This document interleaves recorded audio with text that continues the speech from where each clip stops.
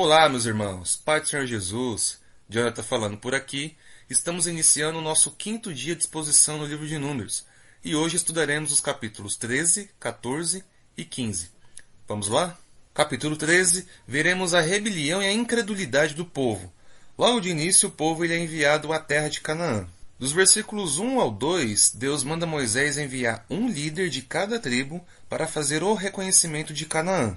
Dos versículos 3 ao 16, Moisés manda fazer o que Deus mandou e enviou os seguintes líderes: Samua, da tribo de Ruben, Safate, da tribo de Simeão, Calebe, da tribo de Judá, Igal, da tribo de Issacar, Oséias, que é conhecido como Josué, da tribo de Efraim, Paute, da tribo de Benjamim, Gadiel, da tribo de Zebulon, Gade, da tribo de Manassés, Amiel, da tribo de Dan, Setur, da tribo de Asser, Nabi, da tribo de Naphtali, e Jeuel, da tribo de Gade. Dos versículos 17 ao 26, Moisés instruiu eles a subirem pelo Neguebe até a região montanhosa, e manda eles verem como é a terra, se os habitantes eram fortes ou fracos, se são muitos ou poucos, se a terra é boa ou ruim, se tem muralhas ou não, se o solo é fértil ou pobre, se tem muitas árvores. E Moisés diz para eles tentarem trazer amostras das colheitas, e assim fizeram como Moisés ordenou.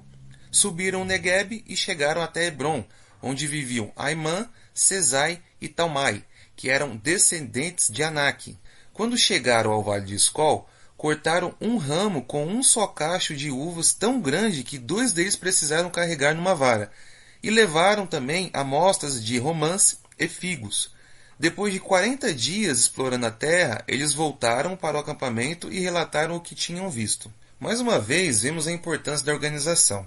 Foi Deus quem mandou eles fazerem um reconhecimento da terra para que no momento da guerra eles não ficassem perdidos. Amados, às vezes a gente fica orando para Deus, querendo que Ele faça as coisas acontecerem, mas é preciso agir nós também. Por isso é importante nos capacitarmos para fazer a obra de Deus, principalmente para quem é líder. Dos versículos 27 ao 29, depois que voltaram do reconhecimento da terra, deram um relatório dizendo que era tudo verdade, que a terra era magnífica e mana leite e mel, e mostraram os frutos. Mas o povo que vivia lá era poderoso e a cidade era protegida por muros.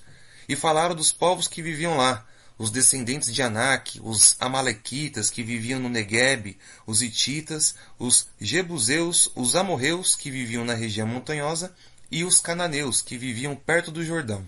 Dos versículos 30 ao 33, então Calebe fez o povo calar-se e disse: Subamos e tomemos a posse da terra. É certo que venceremos.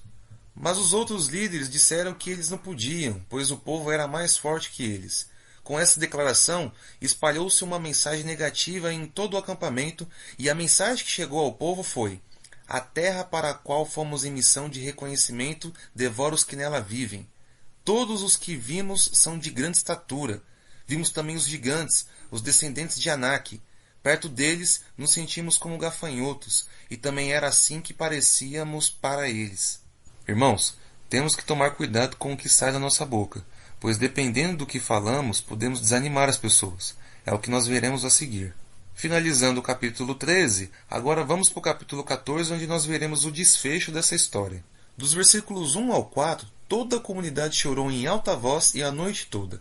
E mais uma vez eles reclamaram para Moisés e Arão, dizendo que deveriam ter morrido no Egito, ou mesmo no deserto. E questionaram por que Deus estava levando eles para morrer em outra terra, e acrescentaram dizendo que as esposas e os seus filhos seriam prisioneiros.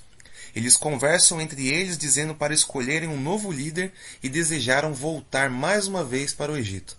Olhem o quão terrível é ser uma pessoa incrédula. Esse foi o pecado dos líderes que foram reconhecer a terra. Mas o pior disso é que o pecado deles atingiu todo o povo. Nessa parte da história, vemos o desastre que o pecado traz para nós. Ele não atinge somente aqueles quem cometeu o pecado, ele atinge todos ao seu redor. Dos versículos 5 ao 9, Moisés e Arão se curvaram com o rosto em terra diante de todo o povo. E Josué e Calebe rasgaram suas roupas e afirmaram para todo o povo que a terra era boa, e se Deus se agradasse deles, ele concederia vitória sobre a terra que mana leite e mel. E deram uma advertência: não se rebelem contra Deus, e não tenham medo, pois diante de Israel aquele povo era indefeso. pois o Senhor estava com Israel. Em contrapartida, irmãos, existem pessoas que proclamam palavras de vitória. Temos que nos agarrar a esse tipo de pessoa. Dos versículos 10 ao 19, mesmo assim o povo falou em apedrejar Josué e Calebe. Olha só que terrível, irmãos. Então a presença de Deus apareceu na tenda para todo o povo e disse a Moisés: Até quando este povo me tratará com desprezo? Será que nunca confiarão em mim, mesmo depois de todos os sinais que realizei entre eles? Eu os ferirei com praga e os destruirei, mas farei de você uma nação maior e mais forte do que eles. Então Moisés respondeu a Deus, dizendo que se ele fizesse isso, todo o Egito e as outras nações saberiam o que ele teria feito e diriam que o Senhor não conseguiu levá-los para a terra que prometeu. Por isso os matou no deserto. Então Moisés pede para Deus mostrar o seu poder, pois ele havia dito que era lento para irar-se. Contudo, não absolve o culpado. E Moisés pede para Deus mostrar o seu amor e perdoar o pecado do povo. Dos versículos 20 ao 25, Deus diz que perdoaria o povo, mas eles não entrariam na terra que ele prometeu porque rejeitaram o Senhor, exceto Calebe, que agiu diferente e foi fiel a Deus. Então Deus manda eles darem meia volta e partirem em direção ao Mar Vermelho. Dos versículos 26 ao 35, novamente Deus diz para Moisés e Arão: Até quando esse povo se queixará contra ele? E Deus faz um juramento de que atenderia à vontade deles, dizendo que morreriam no deserto, todos os de 20 anos para cima, exceto Calebe e Josué. Mas os filhos da geração deste povo, Deus os faria entrar na terra prometida. Porém, eles sofreriam no deserto 40 anos, de acordo com os 40 dias que espionaram a terra, até que todos morressem. E mais uma vez nós vemos a consequência do pecado. O pecado dos pais fizeram os filhos sofrerem junto com eles no deserto. Dos versículos 36 ao 38, os líderes que espalharam um relatório negativo, levando o povo a murmurar, morreram subitamente de praga perante o Senhor, menos Josué e Calebe. Dos versículos 39 ao 45, quando Moisés transmitiu a mensagem de Deus, eles choraram muito e ficaram muito tristes. Então, na madrugada seguinte, subiram para o alto do monte, dizendo: Pecamos contra o Senhor, mas estamos prontos para entrar na terra que Deus prometeu. Moisés, porém, disse: Por que desobedecem a ordem do Senhor? Isso não dará certo. O Senhor não está com vocês, pois vocês deixaram de seguir o Senhor e vocês serão derrotados pelos inimigos. Mesmo assim, de forma arrogante, o povo foi para o alto do monte. Porém Moisés e a arca ficaram no acampamento. Então eles foram derrotados pelos amalequitas e os cananeus e foram perseguidos até Horma.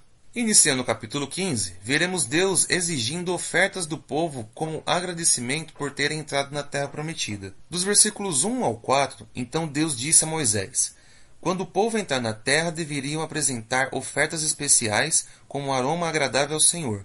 As ofertas poderiam ser apresentadas de várias formas: um holocausto, um sacrifício para cumprir um voto, uma oferta voluntária ou uma oferta em alguma das festas anuais, e seriam do rebanho deles. Quando essas ofertas fossem apresentadas, deveriam entregar uma oferta de cereal. No versículo 5, diz que, para cada cordeiro como holocausto ou sacrifício, deveriam entregar 1 litro de vinho como oferta derramada. Dos versículos 6 ao 7, para cada carneiro, apresentem uma oferta de cereais de 4 litros da melhor farinha misturada com 1,5 litro de azeite e 1 litro de vinho como oferta derramada. Dos versículos 8 ao 10, quando preparar um novilho para um voto, ou oferta de paz, deveria trazer junto uma oferta de cereais de 6 litros da melhor farinha misturada com 2 litros de azeite e junto 2 litros de vinho como oferta derramada. Dos versículos 11 ao 16, Deus diz que deveria ser feito dessa maneira para as ofertas especiais, e se algum estrangeiro quisesse apresentar uma oferta especial, deveria seguir o mesmo procedimento, pois os estrangeiros são iguais diante do Senhor e estão sujeitos às mesmas coisas. Dos versículos 17 ao 26, Deus diz que, quando chegassem à terra prometida e comessem do fruto da terra, deveriam separar uma parte como oferta ao Senhor, e as futuras gerações deveriam fazer o mesmo, e se, sem intenção, deixassem de cumprir isto, toda a comunidade deveria apresentar um novilho como holocausto de aroma agradável ao Senhor, junto com as ofertas de cereal, a oferta derramada, um bode como oferta pelo pecado. Então toda a comunidade de Israel seria perdoada, inclusive os estrangeiros. Dos versículos 27 ao 29, se um único indivíduo cometer um pecado não intencional, deveria apresentar uma cabra de 1 ano como oferta pelo pecado. Então ele seria perdoado.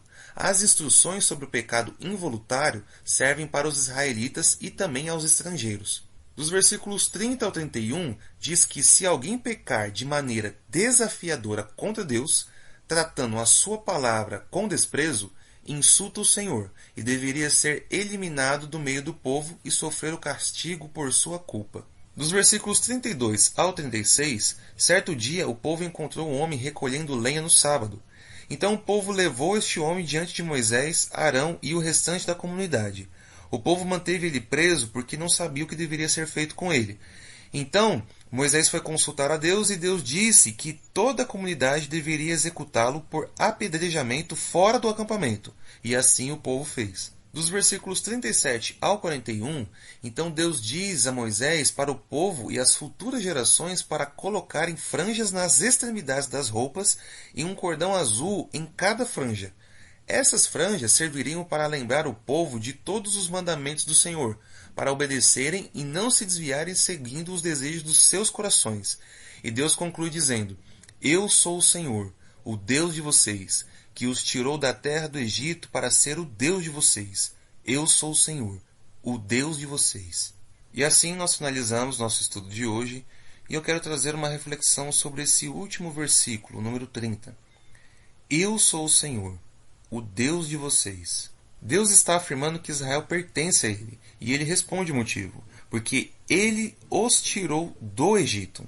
Amados, eu quero deixar uma passagem do livro de Romanos, capítulo 6, dos versículos 16 ao 19, que explica o que Deus quis dizer aqui nesse versículo 30. Diz assim: Vocês não sabem que se tornam escravos daquilo que escolhem obedecer?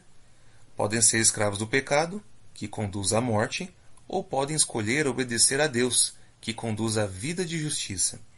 Graças a Deus, porque antes vocês eram escravos do pecado, mas agora obedecem de todo o coração a este ensino que lhes transmitimos. Estão livres da escravidão do pecado e se tornaram escravos da justiça. Uso o exemplo da escravidão para ajudá-los a entender isso tudo, pois sua natureza humana é fraca. No passado, vocês se deixaram escravizar pela impureza e pela maldade, o que os fez afundar ainda mais no pecado. Agora devem se entregar como escravos à vida de justiça, para que se tornem santos. Irmãos, o mal que está dentro de nós faz com que rejeitemos a Deus. E a todo momento queremos questionar os seus mandamentos. E com isso eu faço a pergunta: quem somos nós diante de Deus? Deus faz essa pergunta para Jó no capítulo 38, versículo 2, que diz assim: Quem é esse que questiona minha sabedoria com palavras tão ignorantes? Lembre-se, o Senhor é o Criador de todas as coisas. Tudo pertence a Ele. Não cabe a nós questionarmos Ele. Uma coisa é certa: ou somos escravos do Egito, ou somos escravos de Deus. Qual você escolhe? Por hoje é só. Eu fico por aqui e até amanhã, querendo Deus.